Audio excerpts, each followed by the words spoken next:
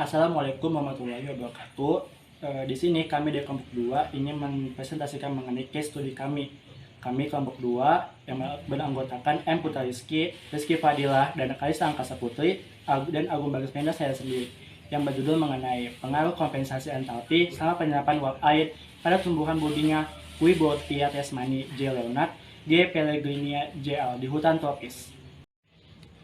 Indonesia memiliki hutan hujan tropis terbesar ketiga dunia dengan luas mencapai 95,6 juta hektar. Dari semua ini, sebagian besar produk hutan yang banyak dimanfaatkan adalah produk kayu, yang mana pada tahun 2018, jumlah produksi kayu hutan di Indonesia mencapai 54,3 juta meter kubik. Kayu memiliki sifat berserat dan higroskopis. Keberadaan sifat higroskopis membuat kayu memiliki kemampuan menyerap air atau absorpsi dan melepaskan air ke lingkungan atau disebut desorpsi, serta kecenderungan menyesuaikannya dengan kelembapan lingkungan. Kayu yang masih basah berisiko terhadap kestabilan ketahanan kayu nantinya dan perlu dikeringkan. Pengeringan termasuk proses terlama dalam produksi kayu serta membutuhkan banyak energi dan biaya. Secara sederhana, proses pengeringan kayu meliputi dua tahap, yaitu pemindahan air dari dalam menuju permukaan kayu dan proses penguapan air yang berada pada permukaan kayu. Pemanfaatan prinsip termodinamika dalam proses pengeringan kayu menjadi penting sebab dapat diketahui secara jelas nilai-nilai tiap parameternya. Penerapan disiplin ilmu termodinamika seperti entalpi membantu penentuan variabel yang tepat terhadap proses pengeringan kayu yang optimal. Entalpi dinyatakan sebagai banyaknya energi dalam dan kerja.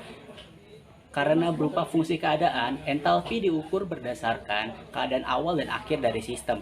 Kayu yang digunakan dalam proses studi ini berupa kayu bobinga atau Wibortia tesmani. Massa jenis kayu ini sebesar 12% dengan rata-rata sebesar 870 kg per meter kubik. Kayu bobinga dipilih karena memiliki ketahanan alami yang baik terhadap jamur, rayap, serta gangguan lainnya. Berdasarkan hal tersebut, penulisan dari studi kasus ini bertujuan untuk mengetahui pengaruh kompensasi berupa entalpi absorpsi dan desorpsi serta penyerapan uap air pada tanaman bobinga. Selanjutnya adalah metodologi.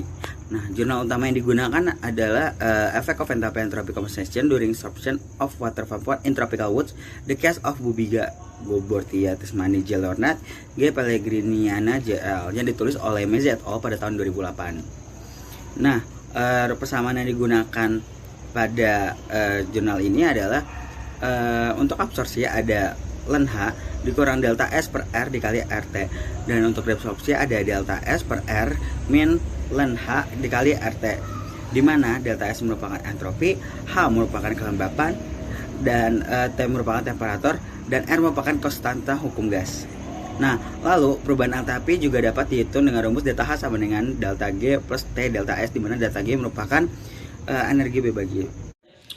Pada hasil pembahasan, sesuai dengan data yang diperoleh, nilai delta H atau entalpi yang didapat dari hasil perhitungan rumus nomor 6 didapatkan selalu negatif, di mana hasilnya menunjukkan selang nilai antara minus 38,289 kJ per mol Kelvin di kelembapan relatif 2% sampai minus 8,661 kJ per mol Kelvin di kelembapan relatif 14%. Semua angka tersebut memperlihatkan delta H negatif, memastikan bahwa molekul-molekul pada kayu membebaskan energi ke lingkungan sebagai suatu bentuk proses yang eksotermik.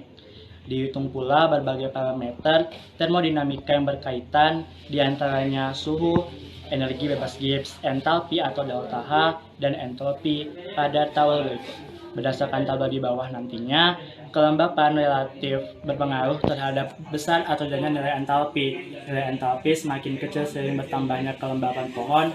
Hal tersebut diakibatkan energi atau panas dibebaskan ke lingkungan akan semakin kecil jika kelembapan atau pohon cukup tinggi. Pada tabel dapat dilihat pada kelembapan 2% nilai entalpi adalah minus 38,89. Ini pada nilai absorpsi air pada kayu buminya. Pada kelembapan 5% nilai entalpi adalah minus 23,671 kJ per mol Kelvin. Pada kelembapan 8% nilai delta H adalah minus 16,834 kJ per mol Kelvin. Pada kelembapan 10% nilai delta H adalah minus 15,120 kJ per mol Kelvin. Pada kelembapan 12% nilai delta H atau entalpi adalah 10,749 kJ per mol Kelvin. Dan pada kelembapan 14%, nilai delta H atau entalpi adalah minus 8,661 kJ per mol Kelvin. Sekarang pada fase desorpsi air pada kayu bubinga pada kelembapan 2%, nilai delta H adalah 49,515 kJ per mol Kelvin. Pada kelembapan 5%, nilai delta H adalah minus 32,795 kJ per mol Kelvin. Pada kelembapan 8%, nilai delta H adalah 25,773 kJ per mol Kelvin. Pada kelembapan 10%, nilai delta H adalah 19,515 kJ per mol Kelvin. Pada kelembapan 12%, nilai delta H adalah 14,929 kJ per mol Kelvin.